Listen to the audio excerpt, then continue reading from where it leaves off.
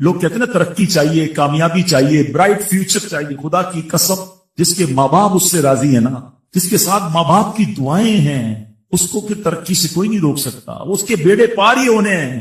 اور ساری دنیا واہ واہ کر رہی، ماں باپ پریشان ہے، وہ برباد ہی ہونا ہے. ماں باپ کو تنگ نہ کرو، بالخصوص ماں کی قدر کرو. ماں کا کوئی نعمت بدل نہیں ہے. اور یہ دعا دے دے تو بندہ کدھر پہنچ جاتا ہے. اچھا پھر آج کل ایک اور ٹرینڈ چلا ہے، کسی بھی طرح کا زندگی میں مقام بڑھ گیا نا، مشہور ہو گیا، اب وہ ماں باپ پر بھی روک جما رہا ہوتا ہے. پتہ نہیں میں کتنا بڑا آدمی ہو گیا ہوں، میں آپ کی خدمت کہاں سے کروں گا بھائی، ٹائم ہی کہاں ہے میرے پاس. ان کو کبھی یہ روک مت جمانا. ارے آج اگر کچھ بن بھی گئے ہو نا، یہ انہیں کی دعائیں تھی، اور ان کو کہہ رہے ہو بڑا آدمی ہو گیا. حضرت موسیٰ کلیم اللہ علی نبینا علیہ الصلوۃ والسلام کتنا بڑا مرتبہ ہے. اور آپ نے ایک بار اللہ کریم کی بارگاہ میں عرض کیا، مولا مجھے جنت میں اپنا پڑوسی دیکھنا ہے. ارشاد کیا ہوا کہ اے موسیٰ، جنت میں تیرا جو پڑوسی ہے وہ ایک فلاں علاقے کا کسائی ہے. آپ حیران ہو گئے. آپ نے کہا مولا مجھے ملنا ہے. ایڈریس بتایا گیا. آپ چلے گئے وہاں پر. ایک نوجوان نے دروازہ کھولا، آپ اندر گئے. گھر میں گئے تو دو بوڑھے ماں باپ، بوڑھی شخصیات تھی. انہوں نے حضرت موسیٰ کو دیکھا، آپ کی رسالت کی گواہی دی، اور دونوں دنیا سے چلے گئے. وہ نوجوان کسی کام سے گیا، واپس آیا، اپنے دونوں والدین کو دیکھا کہ دونوں کا انتقال ہو گیا ہے. تو کہا ہو نہ ہو آپ حضرت موسیٰ علیہ الصلوۃ والسلام. حضرت موسیٰ نے کہا میں نے تو نہیں بتایا کہ میں کون ہوں، تمہیں کیسے پتا چلا؟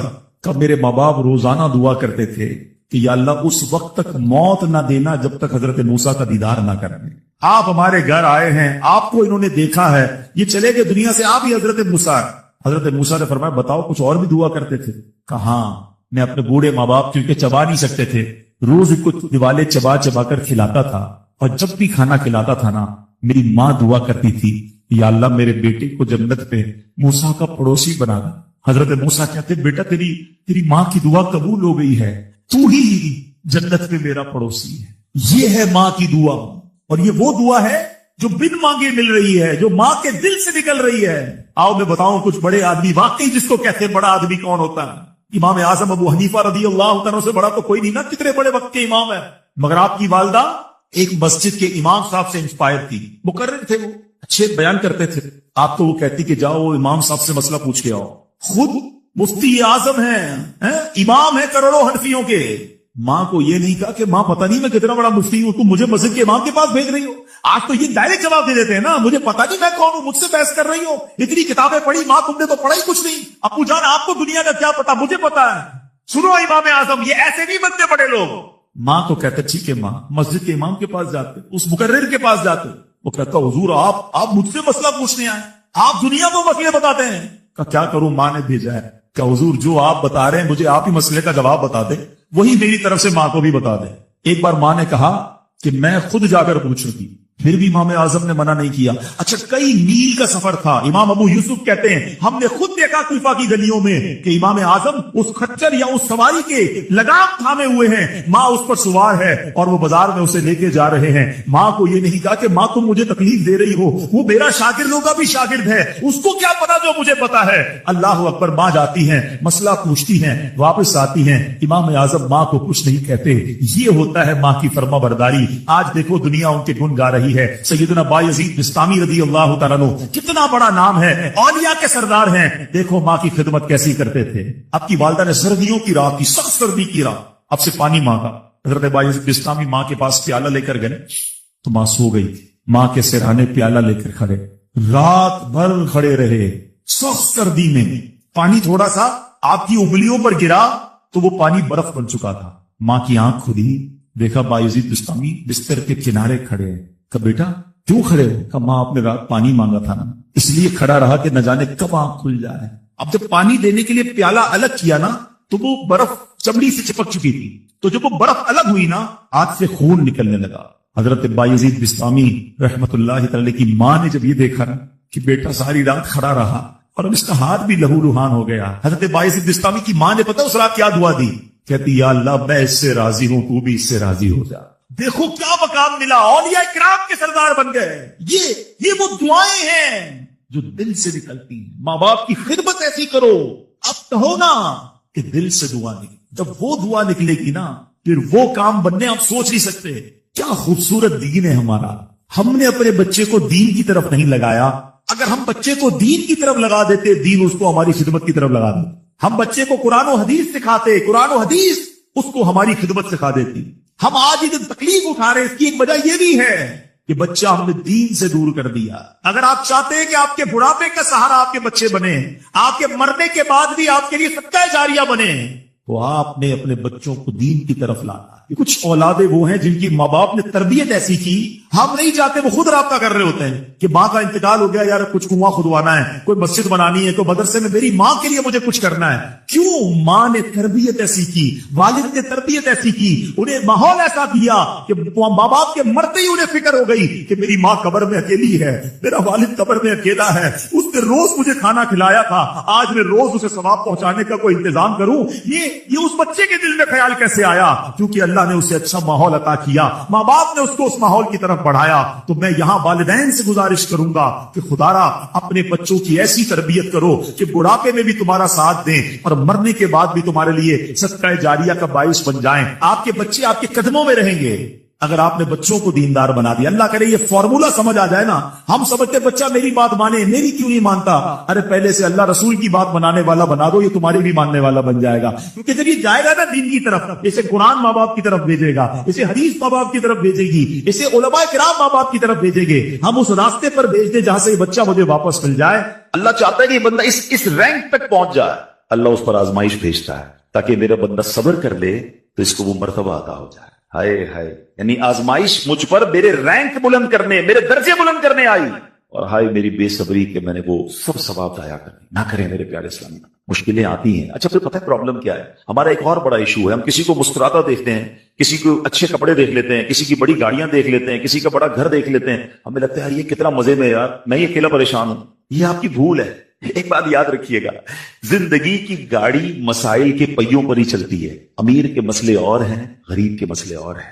شہرت جس کو ملی ہے نا، اس کے پرابلمز اور ہیں، جو غیر معروف ہے اس کے پرابلم اور ہے۔ زمانے میں ہر کسی کو کچھ نہ کچھ ایشو ضرور ہے۔ یہ نہ سمجھے کہ یار یہ اتنا مسکرا رہا ہے، کیا پتہ اس مسکراہٹ کے پیچھے کتنے دکھ چھپائے بیٹھا ہے۔ اب یقین کریں، بلیو کریں، ایسا نہیں ہے کہ سب لوگ 100% خوشحال ہیں، پرابلم سب کے ساتھ ہوتے ہیں۔ میں کیا بتاؤں آپ کو، ہمارے پاس تو لوگ دعائیں کروانے آتے ہیں نا، ایسی پرابلم بتاتے ہیں کہ پیروں سے زمین نکل جاتی ہے۔ بعض اوقات ہم اتنے بڑے گھر میں جاتے ہیں، اس کی گاڑیاں کروڑوں روپے کی کھڑی ہیں، ان سے ملاقات ہوئی، وہ کہتے ہیں حضرت آپ سے الگ سے دعا کروانی ہے۔ جب وہ بیچارہ اپنا مسئلہ بتاتا ہے نا، ہمیں لگتا ہے یار ہمارا تو غم ہی کچھ نہیں ہے، کتنی بڑی آزمائش سے گزر رہا ہے، کتنی بڑی پرابلم سے گزر رہا ہے۔ میں آج کی آپ کو مثال دیتا ہوں۔ ایک ہمارے بہت اچھے بھائی تھے، آج سے کچھ عرصہ پہلے انہوں نے ہمیں ایک ماشاءاللہ پراپرٹی دعوت اسلامی کے لیے بچیوں کے مدرسے کے لیے دی، اور اس کے چند دنوں بعد ان کا وصال ہو گیا۔ ان کو بیچاروں کو کینسر تھا۔ میں ان کے گھر پہ دعا کرنے گیا، ان کے بیٹے نے مجھ سے جب گلے لگانا تو بیٹا رونے لگا۔ اچھا میں سمجھا کہ بیچارہ اپنے والد کو یاد کر کے رو رہا ہے، ظاہر ہے 16 دن پہلے انتقال ہوا۔ اندر گئے، دعا کی، اس کے بعد میرے کان میں کہتا ہے کہ عبدالرحیم بھائی اس وقت میری زوجہ ہاسپٹل میں ہے۔ میں نے کہا کیا ہو گیا؟ کہ میری وائف کو بلڈ کینسر ہو گیا۔ والد کا کینسر میں انتقال ہوا ہے۔ اللہ نے بڑا نوازا ہے ان کو، جیولرز ہیں، لیکن میں یقین کریں، میں آپ کو سچ بتا رہا ہوں، میں گاڑی میں بیٹھ کے میں بھی رونے لگا، کیونکہ وہ بندہ جب مجھے چھوڑنے آیا نا پھر میرے گلے لگ کے رو رہا تھا۔ میں سوچنے لگا یار کتنا دکھ ہے لوگوں، اللہ نے کتنی بڑی ہم پر مہربانیاں کی ہیں۔ اگر مجھے کوئی بڑی بیماری نہیں ہے، میرے بچے میرے ساتھ ہیں، میری فیملی میرے ساتھ ہے، نہیں چاہیے یار دنیا کے سارے اللہ تللے نہ ملے اتنی ساری لگژریز، صحت سے بڑھ کے کچھ نہیں ہے، مگر ہمیں اس کی قدر ہی نہیں ہے، ہمیں اس کی کوئی اہمیت کا اندازہ ہی نہیں۔ پوچھو ان سے، کروڑوں روپے ہیں مگر علاج نہیں ہو پا رہا، ڈاکٹر بعض اوقات مایوس کر دیتے ہیں۔ کتنا تکلیف میں ہیں لوگ، اور ہم ہیں کہ چھوٹی چھوٹی باتوں پر بے صبری۔ صبر تو کریں، اللہ کی رضا پر راضی تو رہیں۔ میں نے آپ کو خاندان نبوت کا واقعہ سنایا، ارے کھانے کو کچھ نہیں ہے، کاش یہ بات ہمیں سمجھ آ جائے اور ہم ہر حال میں اللہ کا شکر ادا کرنے والے بن جائیں۔ اور ایک اور میں آپ کو بات بتاؤں، ہم جو دنیا والوں کو بتاتے ہیں نا ہوتا کچھ نہیں ہے، اس سے مت بتایا کرو دنیا والوں، صحیح بتاتا ہوں، مت بتایا کرو، اپنے غم مت بتایا، ثواب بھی چلا جاتا ہے۔ اور بعض اوقات یہ دنیا والے نا ہمارا مذاق بھی اڑاتے ہیں۔ ہم جب کسی کو اپنا پرابلم بتاتے ہیں نا ہمارے سامنے تو بڑے اچھے بنتے ہیں کہ اچھا ٹھیک ہے میں کرتا ہوں کچھ، بعد میں جا کے دنیا میں باتیں کرتے ہیں، آیا تھا میرے پاس ہے اس کا یہ مسئلہ ہے، ہاں باتیں بڑی کرتا ہے، بڑی پرابلم میں ہے، کیوں بتاؤں میں دنیا والوں کو۔ نعت کا شعر ہے نا، کسی کا احسان کیوں اٹھائیں، کسی کو حالات کیوں بتائیں، کیوں بتاؤں میں دنیا والوں کو مجھے کیا غم ہے نا۔ میرے آقا سلامت رہے ہیں، اللہ کے حبیب علیہ الصلوۃ والسلام ہیں، اور رب عز و جل کی بارگاہ ہے، میں ادھر عرض کروں نا، کسی کا احسان کیوں اٹھائیں، کسی کو حالات کیوں بتائیں، آقا تم ہی سے مانگیں گے تم ہی دو گے، تمہارے در سے ہی لو لگی ہے۔ ہاں اللہ رسول کی بارگاہ میں عرض کیا، ادھر آنسو بہاؤ، نہ بتاؤ دنیا والوں۔ ایک اور کمال کا شعر ہے کہ دنیا والے تو درد دیتے ہیں، زخمی دل کی دوا مدینہ ہے۔ تو جب دنیا والوں نے کوئی ہمارا بھلا کرنا بھی نہیں نا ان کے ہاتھ میں ہے، شفا دینے والی ذات میرے رب کی، برکت دینے والی ذات میرے رب کی، تو اللہ سے ہی باتیں کرو نا.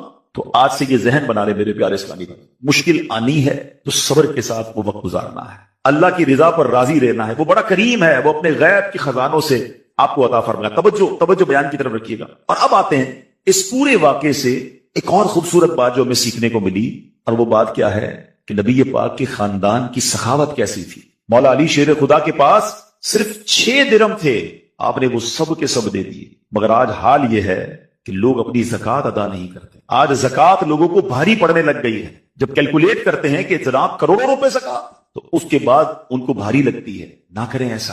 یہ زکات مال کا میل ہے، اور اگر یہ مال کا میل آپ کے مال سے جدا نہ ہوا تو یہ آپ کے مال کو بھی میلا کر دے گا. ایک بات یاد رکھیے گا، سرکار دو عالم صلی اللہ علیہ وسلم کا یہ فرمان ہے، اپنی زکات ادا کر کے اپنے مال کو مضبوط قلعوں میں قید کر لو.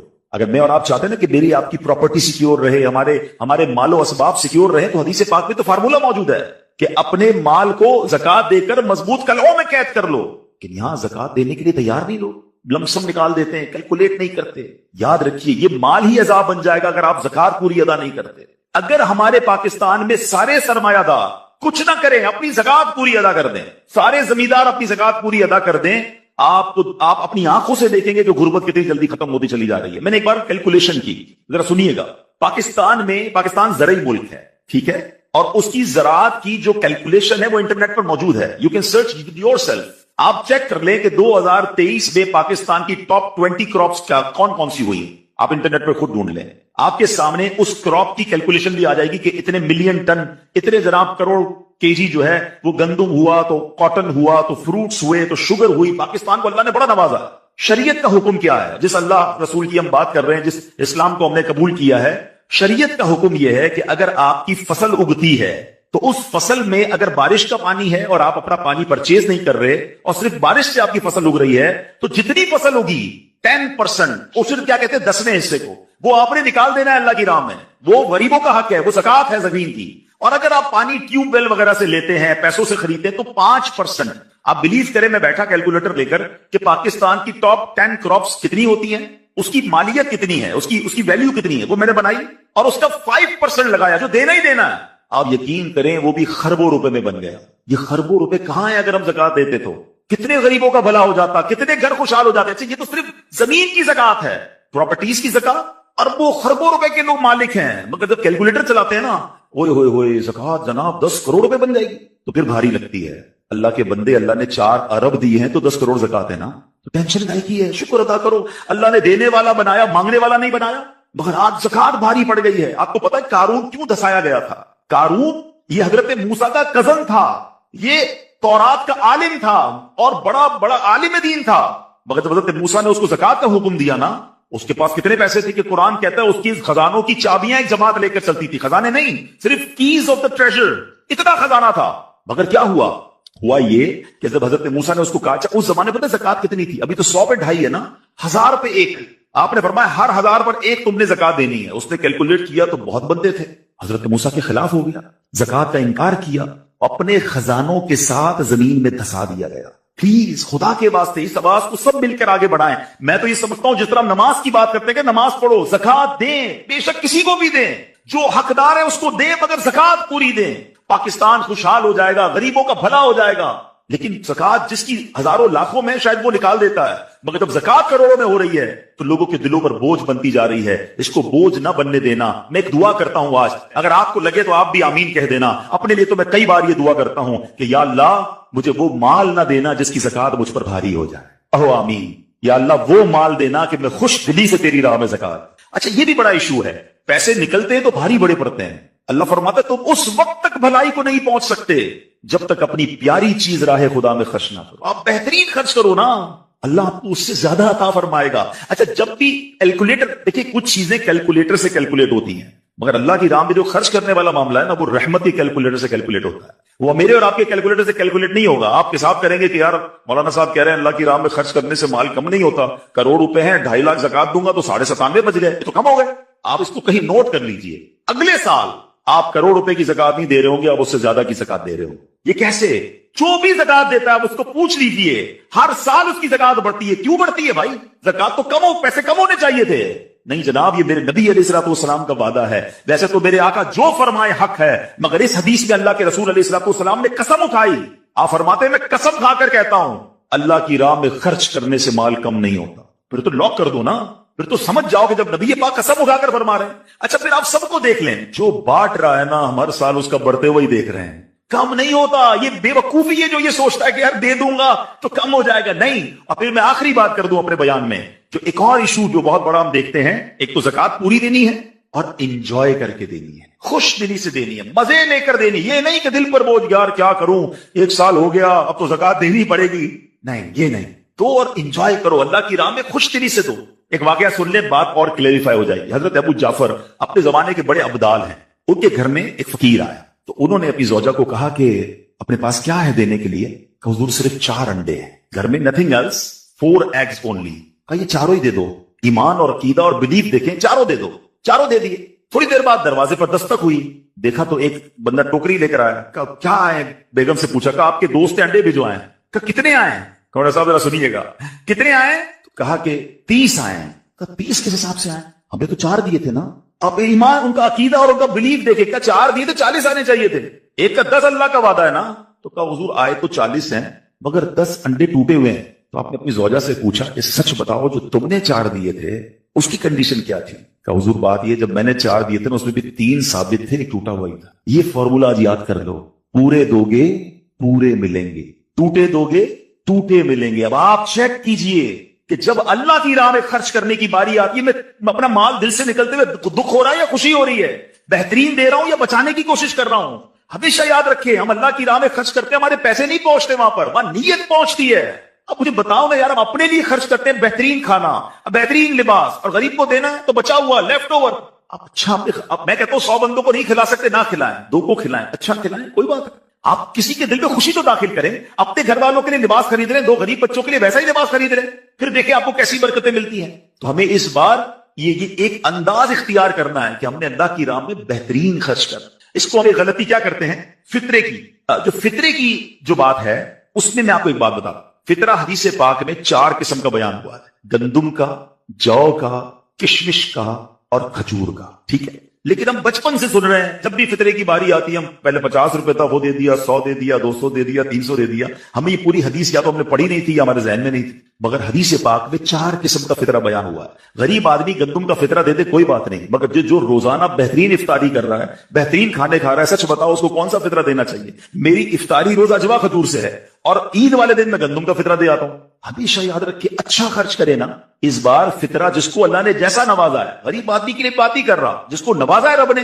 کہ ہم کبھی ایسا کرتے کہ عید کی شاپنگ کے لیے جائیں دکاندار سے کہیں کہ یار جو کپڑا سب سے سستا ہے وہ نکال دو، سب سے سستے جوتے نکال دو، میں نے عید پڑھنی ہے. بہترین چاہیے، اپنے لیے بہترین لینا ہے، اللہ کی راہ میں لوئسٹ والا فطرہ دینا ہے. خود غور کریں، خرچ کیجئے گا، دل سے کریں، اللہ اور نوازے گا. اور یہ تو وقت ہے لوگوں کو بانٹنے کا، یہ وقت ہے مسلمان بھائیوں کا ہاتھ پکڑنے کا، غریبوں کی مدد کرنے کا. کسی کی افطاری اچھی کر دیں، کسی کی سحری اچھی کر دیں، کسی کو لباس دے کر اس کی عید اچھی کر دیں. نہ جانے کس کی دعا کے صدقے آپ کا بیڑا پار ہو جائے گا. تو اے میرے پیارے اسلامی بھائیوں، جو میں نے مولا علی شیر خدا کرم اللہ تعالی وجہ الکریم اور ان کے خاندان کا واقعہ سنایا، اس میں میسج یہ تھا کہ سخاوت اس کو کہتے ہیں. یہ ہے اللہ کی راہ میں خرچ کرنا جو کیسے بلاؤں کو اور بیماریوں کو دور کرتا ہے. مگر آج حال یہ ہے، یقین جانے دکھ ہوتا ہے جب ہم ملتے ہیں لوگوں سے، ان کی ویلتھ پتہ ہوتی ہے مگر زکوٰۃ پوری دینے کے لیے کوئی تیار نہیں ہے. خدا رسول کے واسطے آپ بھی اور یہ پیغام کو عام کریں. میں نہیں کہتا آپ دعوت اسلامی کو دیں کہ زکوٰۃ تو پوری دو یار، یہ وہ مال ہے جو آپ مارے جاؤ گے، یہ مال آپ کے لیے عذاب کا باعث بن جائے گا.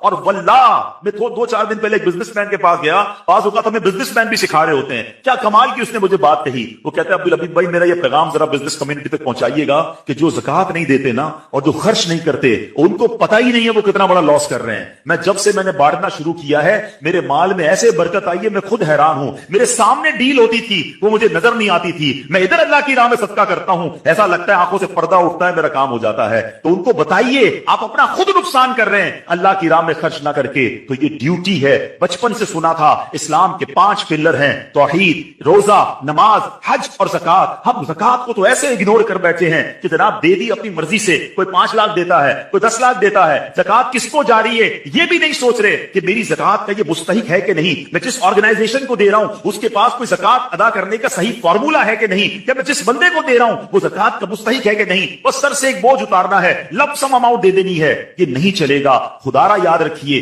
زکات پوری کیلکولیٹ کرنا بھی آپ کی ذمہ داری ہے اور صحیح مستحق تک پہنچانا بھی آپ کی ذمہ داری ہے۔ اور آپ بلیو کریں، جس دن آپ نے یہ کام کر لیا آپ ملٹیپلیکیشن دیکھیں گے، آپ اپنے غم اور اپنی پریشانیاں دور ہوتے ہوئے دیکھیں گے۔ میں رب کریم سے دعا کرتا ہوں اللہ ہمیں دل کھول کر اپنی راہ میں خرچ کرنے کی توفیق عطا فرمائے۔ اور پھر سب سے پہلا حق آپ کی زکات کا وہ حق ہے آپ کے اپنے غریب رشتہ داروں کا۔ اپنے غریب رشتہ داروں کو آپ دیجئے زکات، کیونکہ جو اپنے رشتہ داروں کو زکات دیتا ہے، صدقہ کرتا ہے، اس کو ڈبل ثواب ملتا ہے، ایک صدقہ دینے کا، ایک صلہ رحمی کرنے کا۔ اور پھر آپ کے غریب رشتہ داروں سے بعد زکات بچ جائے، پھر میری گزارش ہے کہ دعوت اسلام کتنے بڑے پیمانے پر دنیا میں کام کر رہی ہے، تو اپنی زکات کا اپنا حصہ جو ہے اس میں ضرور عطا فرمائیں۔ اللہ کریم ہم سب کا جمع ہونا اپنی بارگاہ میں قبول فرمائے، آمین بجاہ النبی الامین صلی اللہ تعالی علیہ۔ نبی پاک علیہ الصلوۃ والسلام کی شہزادی ہیں، اپنے ہاتھوں سے گھر کا کام کرتی اور ہاتھوں میں چھالے پڑ جاتے تھے، بازو کا جسم پر نشان پڑ جاتے۔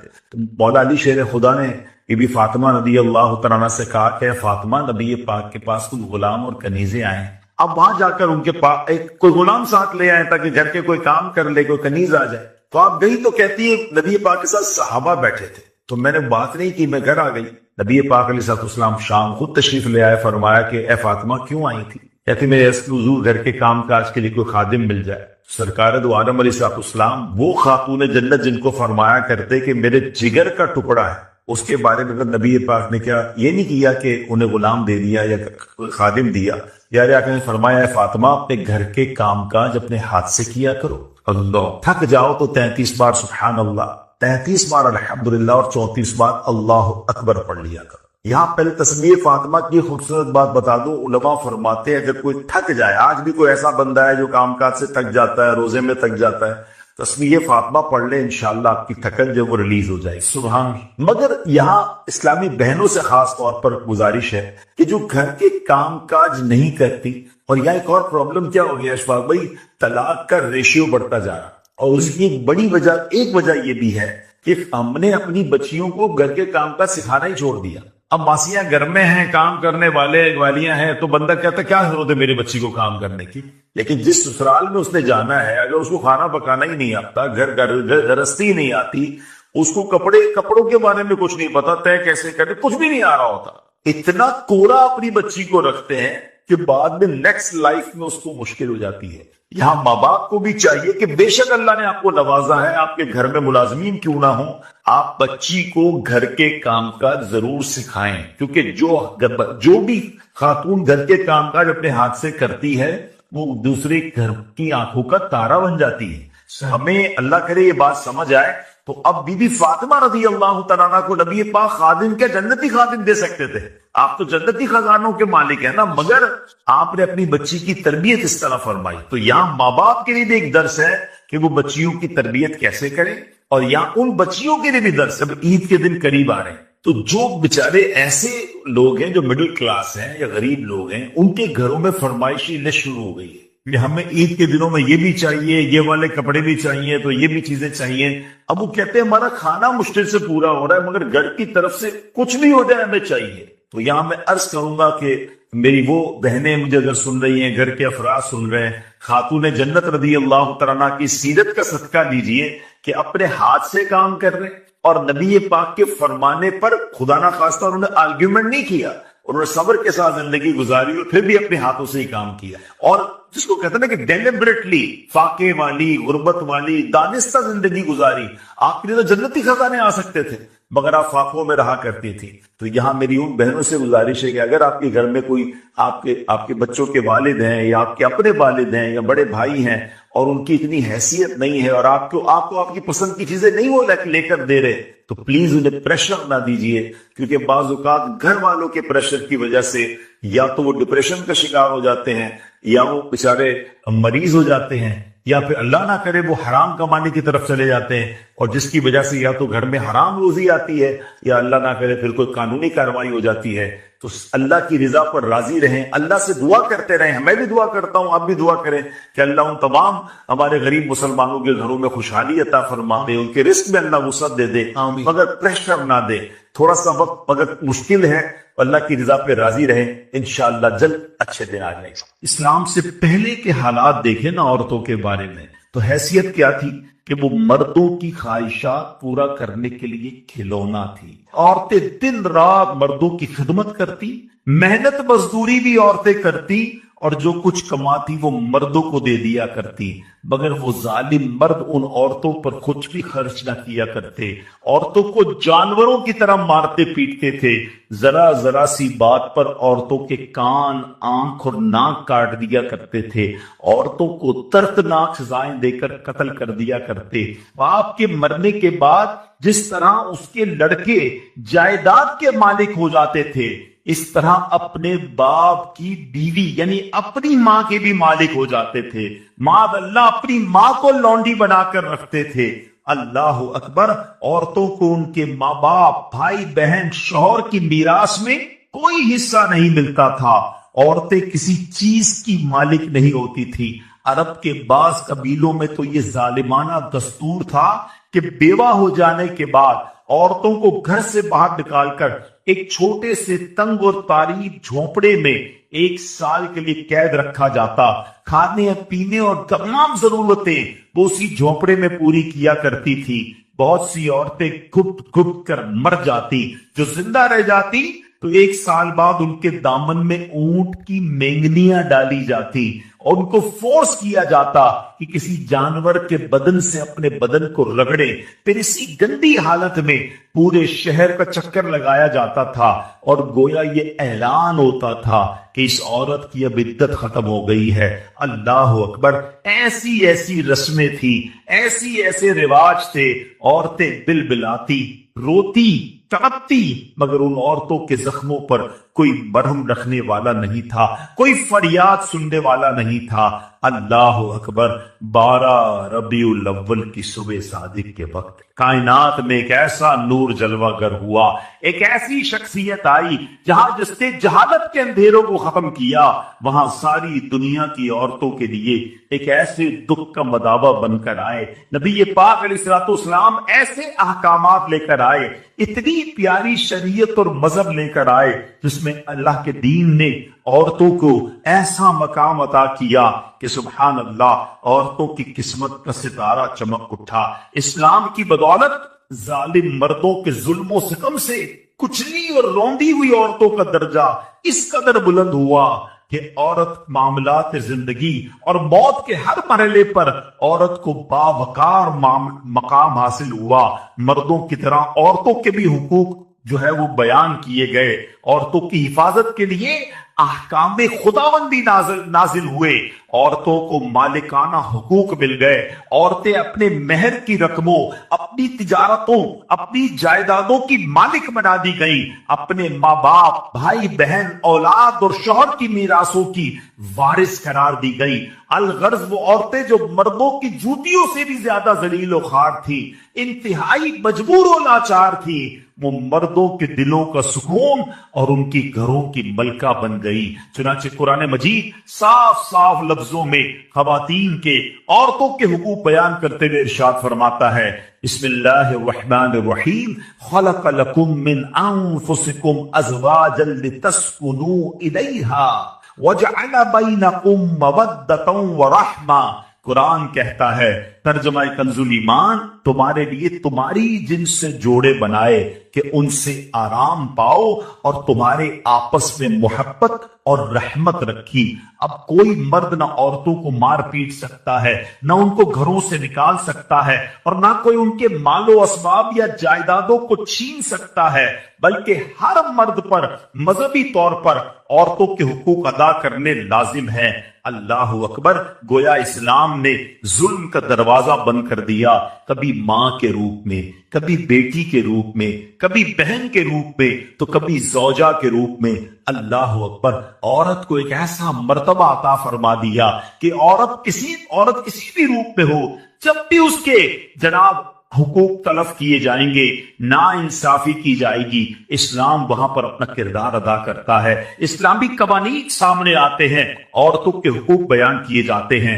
ایمان والو، تمہیں حلال نہیں کہ عورتوں کے وارث بن جاؤ، زبردستی اور عورتوں کو روکو نہیں اس نیت سے کہ جو مہر ان کو دیا تھا اس میں سے کچھ لے لو، مگر اس صورت میں کہ صریح بے حیائی کا کام کریں اور ان سے اچھا برتاؤ کرو۔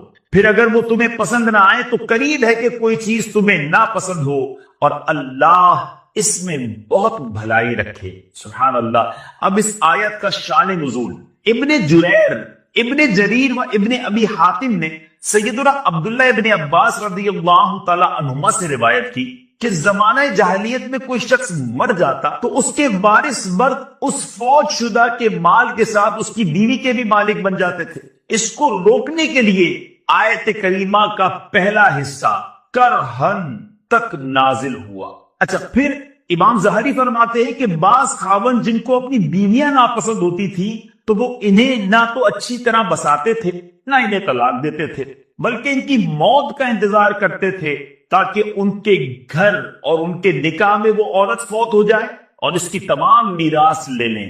ان کو اس ظلم سے روکنے کے لیے اس آیت کریمہ کا ایک حصے کا نزول ہوا۔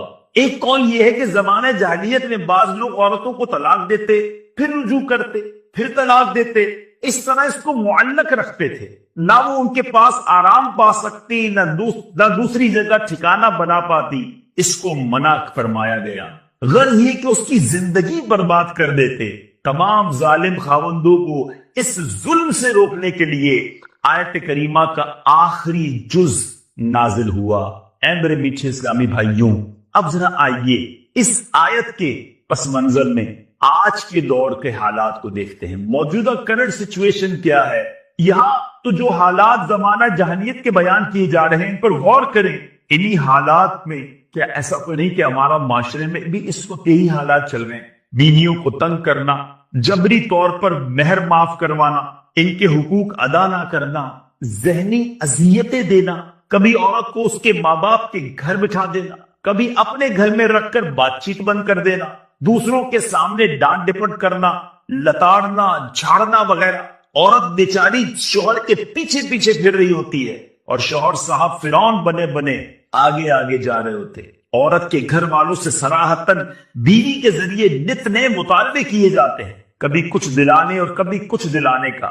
الغرض ظلم و ستم کی وہ کون سی صورت ہے جو آج ہمارے معاشرے میں نہیں پائی جا رہی؟ اللہ عز و جل کرے کہ قرآن کی یہ آیتیں ان لوگوں کو سمجھ آ جائیں اور وہ اپنی بری روش سے باز آ جائیں۔ نیز ان آیات کی روشنی میں وہ لوگ بھی کچھ غور کریں جو اسلام سے شرمندہ سے رہتے ہیں اور ڈھکے چھپے الفاظ میں کہتے ہیں کہ اسلام میں عورتوں پر بہت سختیاں ہیں۔ وہ دیکھیں کہ اسلام میں عورتوں پر سختیاں کی گئی ہیں یا انہیں سختیوں سے نجات دلائی گئی ہے۔ سبحان اللہ۔ اب اگلا اس آیت کا جو ایک جز ہے، عسیٰ ان تکرہوا شیئا، تو ہو سکتا ہے کوئی چیز تمہیں ناپسند ہو۔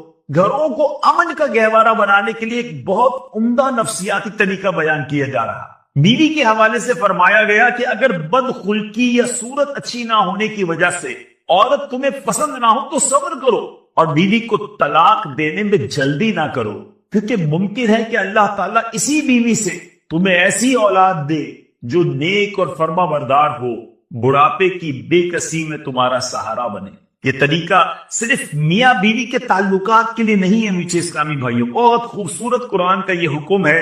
اگر ہم پازیٹیو سوچنا شروع کر دیں تو زندگی آسان ہو جائے گی۔ مثال کے طور پہ زندگی کی ہزاروں معاملات میں اس پازیٹیونیس کو، اس مثبت طریقے کو اگر ہم امپلیمنٹ کر دیں، شامل کر لیں اپنی زندگی میں، تو زندگی کتنی آسان ہو سکتی ہے۔ مثال کے طور پہ کہ اگر کسی کی بیوی بدصورت ہے لیکن اس سے آدمی کو نیک اولاد حاصل ہے، یا اگر بدصورتی کو گوارا کر لے تو اس کی زندگی امن سے گزرے گی، لیکن اگر طلاق دے دے تو بعض اوقات نتیجہ یہ نکلتا ہے کہ بیوی تو چھوٹ جائے گی مگر بچے بھی چھوٹ جائیں گے۔ ساری زندگی ایسی تکلیفوں اور اذیتوں میں گزرتی ہے، اولاد کے حصول کی جنگ چل رہی ہوتی ہے، حقوق کی لڑائی میں جناب بندہ مصروف ہو جاتا ہے کہ پھر زندگی کوئی اور کام کی نہیں رہتی۔ یوں ہی میرے میٹھے اسلامی بھائیوں، بعض اوقات کسی ڈپارٹمنٹ میں، کسی ادارے میں، کسی آفس میں ایسا بندہ رکھا ہوتا ہے جو بندہ کسی وجہ سے پسند نہیں آ رہا ہوتا مگر اس کی وجہ سے سارا نظام چل رہا ہوتا ہے۔ تو ہمیں کوئی چیز پسند نہیں ہے لیکن نظام کے لیے وہ ضروری ہے تو اسے چلنے دیا جائے، اور اگر اپنی ناپسندیدگی کوئی فیصلہ کر دیا، فارغ کر دیا، بعض اوقات پورے آفس کا پورے ادارے کا نظام بیٹھ جاتا ہے۔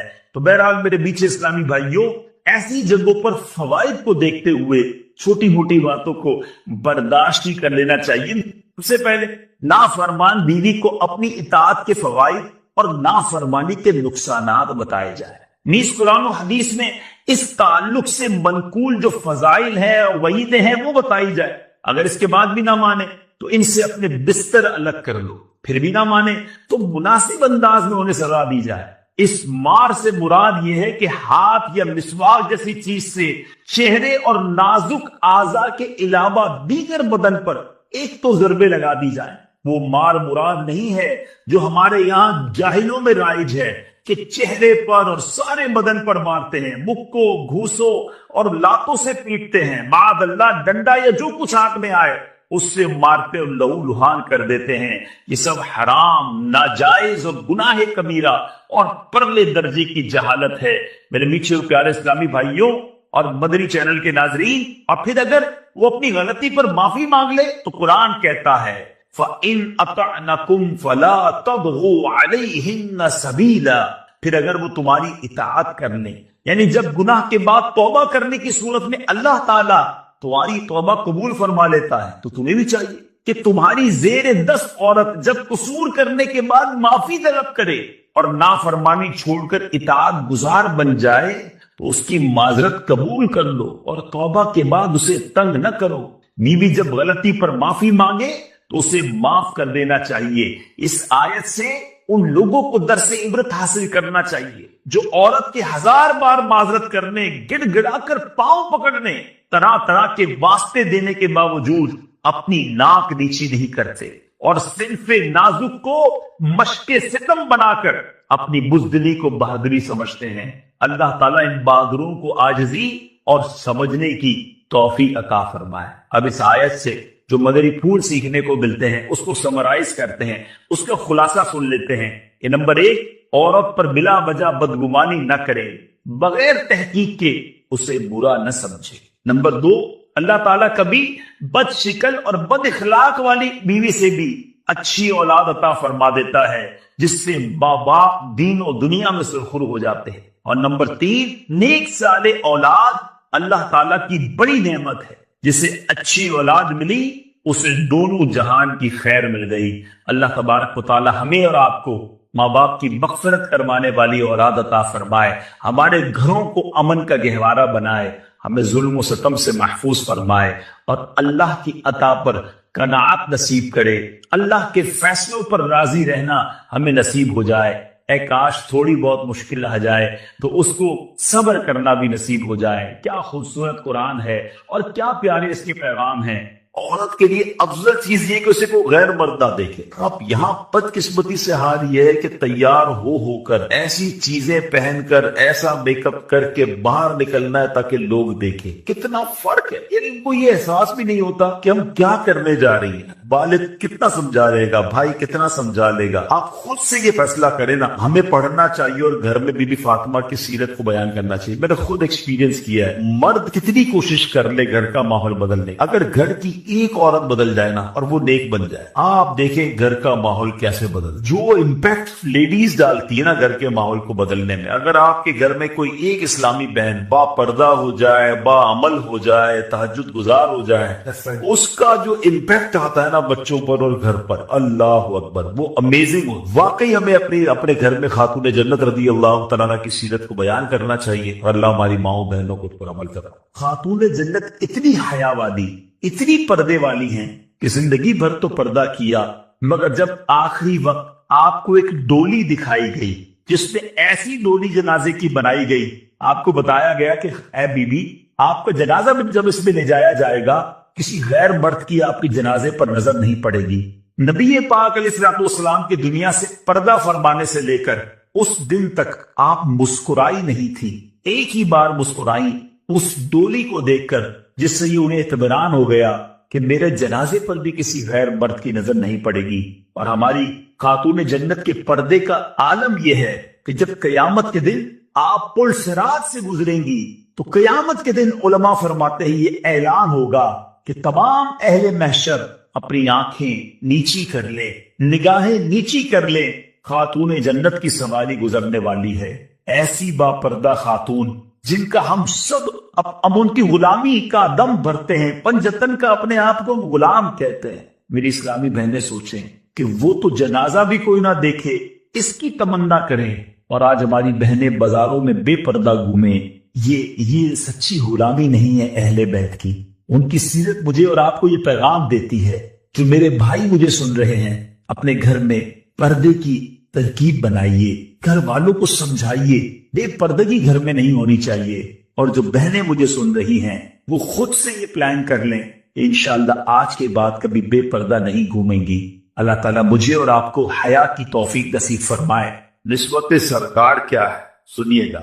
एक बार सरकार दो आलम अलैहिस्सलाम की फूफी जान हजरत सफिया रदी अल्लाह तआला अन्हा, उनको किसी ने कह दिया कि ऐ सफिया, अल्लाह पाक की बारगाह में आपको नबी पाक अलैहिस्सलाम की रिश्तेदारी कोई फायदा न देगी। तो हजरत सफिया ने ये सुना तो आप बड़ी गमजदा हो गई, और सरकार दो आलम अलैहिस्सलाम तक जब ये खबर पहुंची तो नबी पाक अलैहिस्सलाम पर एक जलाल की कैफियत तारी हुई। हजरत बिलाल से फरमाया, ए बिलाल, लोगों को जमा करो। नबी पाक अलैहिस्सलाम के हुक्म पर मदीने के लोगों को जमा किया गया।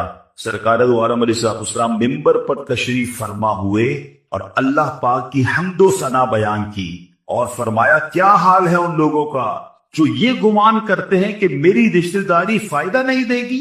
क़यामत के दिन हर हसब व नसब यानी नस्ली और ससुराली रिश्ता टूट जाएगा, मगर मेरा सबब और नसब कि वो दुनिया और आखिरत में जुड़ा हुआ है। यानी क़यामत के दिन सारे रिश्ते खत्म हो जाएंगे, मगर नबी पाक से जो रिश्ता है, जो आपकी आपके कराबतदारों का रिश्ता है, वो क़यामत के दिन भी बाकी रहेगा। अल्लामा सैयद इब्ने आबदीन शामी रहमतुल्लाह तआला फरमाते हैं, तकरीबन इन्हीं अल्फाज की हदीस कई सनदों से मरवी है। इसके अलावा बहुत सारी अहादीस हैं जिससे साबित होता है कि नबी पाक अलैहिस्सलाम का जो नस्ब पाक आपकी औलाद को जरूर नफा पहुंचाएगा। ये दुनिया से अच्छे हाल में रुखसत होंगे, आखिरत में नजात पाएंगे। बेशक आप अलैहिस्सलाम की औलाद अतहार दुनिया और आखिरत में बड़ी सआदतमंद है। सुभान अल्लाह, जरा गौर कीजिए कि ये कैसा रिश्ता है कि जब मर्द और औरत का इंतकाल हो जाए तो मर्द के लिए अब गैर हो जाती है, अब उसका उससे कोई ताल्लुक नहीं रहता है, रिश्ते खत्म हो जाते हैं। बाप बेटा भी कयामत के दिन एक दूसरे को नहीं पहचानेंगे। मगर सुभान अल्लाह, कुर्बान जाइए अहले बैत की शान पर कि इनका पाकीज़ा नसब को मुबारक और मजबूत रस्सी है जिससे कभी नहीं टूटना है। ये नसब दुनिया में भी कायम है, कब्र में भी कायम होगा, हशर में, मीजान पर, पुल सिरात पर, हर जगह इंशाअल्लाह ये काम आएगा।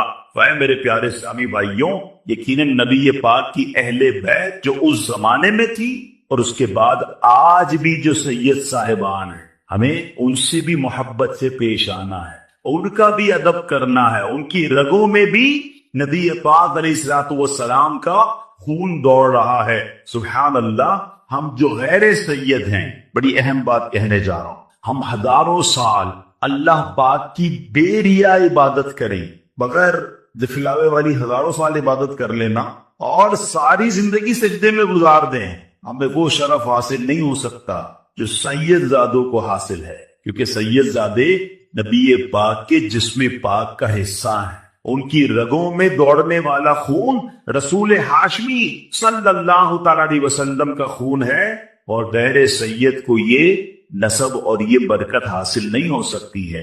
ये बात हमेशा एडमिट रखनी है कि आले रसूल की शान ही निराली है, और हमारे बुजुर्गान दीन, हमारे सहाबा ने इसको उसी अंदाज से ट्रीट किया। अपने दौर में जिस तरह वो आले रसूल से प्यार करते थे, ये हम सब के लिए दर्स है। तकरीबन 85 साल एक हज्जत बी ने सुनहरी जारियों के रूबरू सलाम अर्ज करने के लिए हाजिर हुई। अपने टूटे फूटे अल्फाज में सलातो सलाम अर्ज करना शुरू किया, मगर उस खातून की एक और खातून पर नजर पड़ी कि जो किताब के जरिए बड़े अलकाब के साथ, बड़े तलफ़्फ़ुज़ के साथ सलातो सलाम अर्ज कर रही थी। वो देखकर बेचारी अनपढ़ बुढ़िया का दिल डूबने लगा। अर्ज की, या रसूल अल्लाह सल्लल्लाहु ताला अलैहि वसल्लम, मैं तो पढ़ी लिखी हूं नहीं जो अच्छे अच्छे अल्फाज के साथ सलाम अर्ज कर सकूं। मुझ अनपढ़ का सलाम آپ کو کہاں پسند آئے گا؟ دل بھر آیا، رو دھو کر چپ ہو رہی، رات جب سوئی تو سوئی ہوئی قسمت انگڑائی لے کر جاگ اٹھی۔ کیا دیکھتی ہے کہ سرحانے امت کے والی سرکار عالی وقار صلی اللہ تعالی علیہ وآلہ وسلم تشریف لائے ہیں۔ لبھائے مبارکہ کو جنبش ہوئی، رحمت کے پھول چڑھنے لگے، الفاظ کچھ یوں ترتیب پائے، مایوس کیوں ہوتی ہو؟ ہم نے تمہارا سلام سب سے پہلے قبول فرمایا ہے۔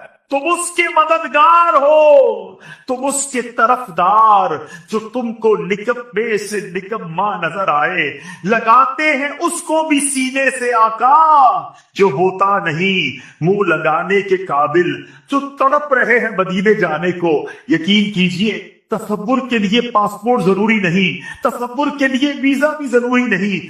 آؤ آج تصور میں اس مبارک محفل میں ہم بھی مدینے کا سفر اختیار کرتے ہیں۔ ظاہری عبادتوں میں، جسمانی عبادتوں میں سب سے مشکل کام کیا ہے؟ نماز پڑھنا۔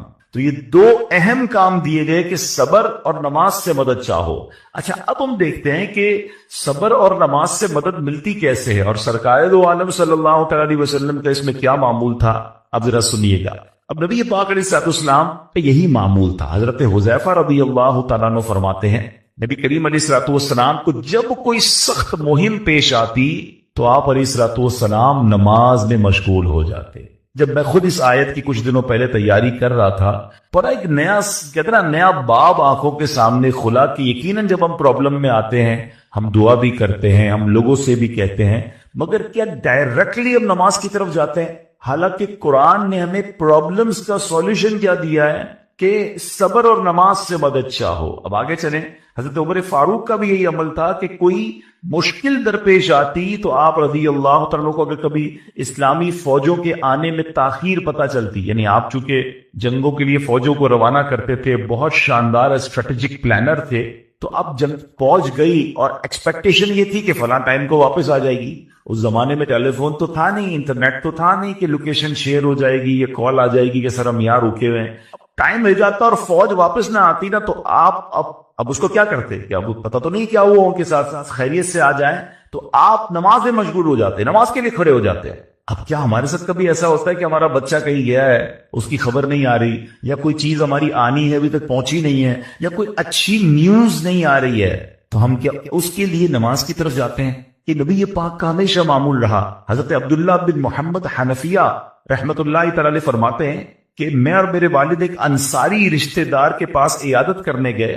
جب نماز کا وقت ہوا تو انہوں نے اپنے اہل خانہ میں سے کسی کو پکارا کہ اے لڑکی، وضو کا پانی لے آؤ اور ہمارے لیے نماز میں راحت پہنچاؤ، نماز پڑھ کر میں راحت پاؤں، جلدی سے وضو کا پانی لے آؤ۔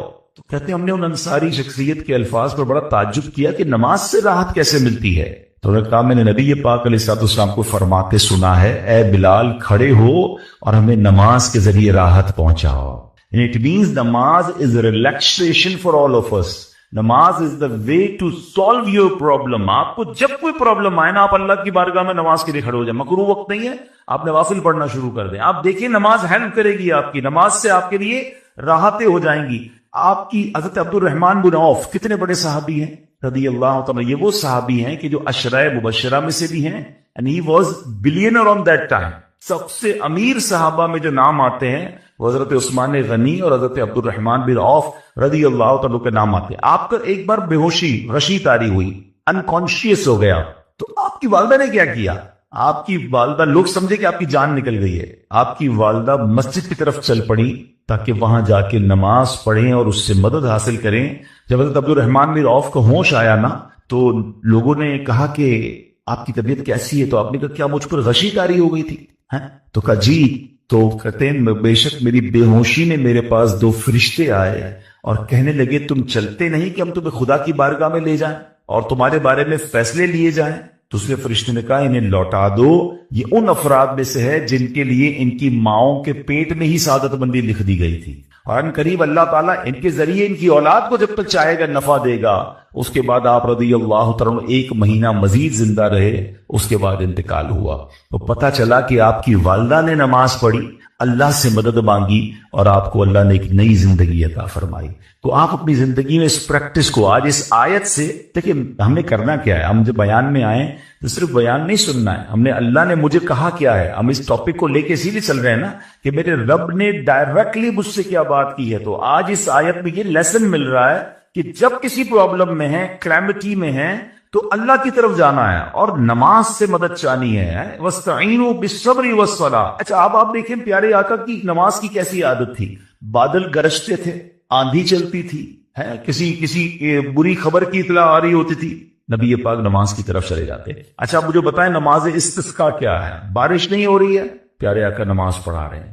سورج گہن ہو رہا ہے، نبی پاک نماز پڑھا رہے ہیں. چاند گہن ہو رہا ہے، پیارے آقا نماز کی طرف. یعنی کس قدر اللہ کی طرف رجوع ہے. And whenever anything bad happen یا گوئنگ ٹو بیڈ ہیپن، ہونے والی لگ رہی ہے، کچھ بڑا ہونے والا ہے. ہمیں بھی تو خبریں آ رہی ہوتی ہے نا کہ بھائی کل بہت شدید بارش ہوگی، اللہ نہ کرے کوئی اور بری خبر ایکسپیکٹیشن ہے. آپ کو کاروبار میں کوئی ایسی خبر آنے کا ڈر ہے یا آپ کی کوئی شپمنٹ جاری ہے، واٹ ایور آپ چاہتے ہیں ہر چیز بہتر ہو جائے. قرآن نے فارمولا دیا نا، وَاسْتَعِينُوا بِالصَّبْرِ وَالصَّلَاةِ.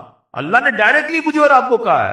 تو from now on words make your practice کہ میں نے انشاءاللہ نماز سے مدد لینی. اور آپ اپنی آنکھوں سے دیکھیں گے اور آپ اللہ سے عرض بھی کریں کہ اللہ تو نہیں قرآن میں کہا مدد لے، میں نے کھڑا ہو گیا نماز کے لیے.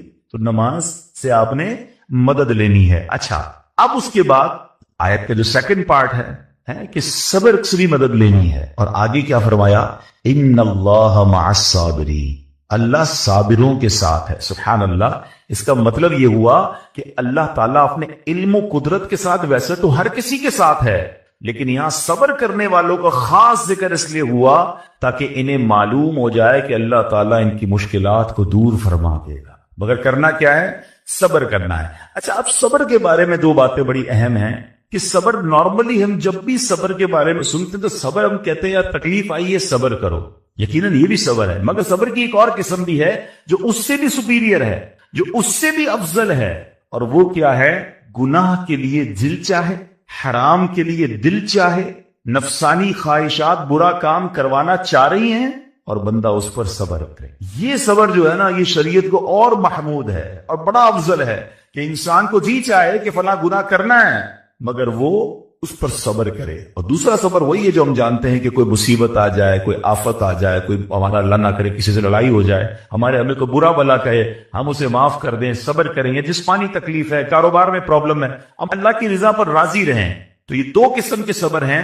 اور جب کوئی بندہ صبر کرتا ہے نا تو قرآن و حدیث اور بزرگان دین کے اقوال سے میں اب اس کے 10 فائدے بتانا چاہتا ہوں. میں کہتا جاؤں گا، آپ اللہ کے ذکر کی نیت سے سبحان اللہ بھی کہتے رہیں، جنت میں درخت بھی لگاتے رہیں. ٹھیک ہے؟